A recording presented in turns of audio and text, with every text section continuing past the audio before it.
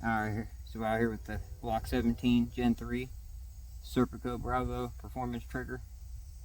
I've got a ported barrel and some of my 147 cast that I've made myself.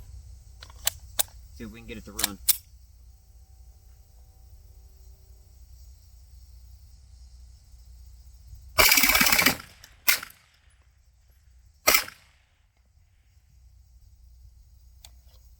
Not too shabby.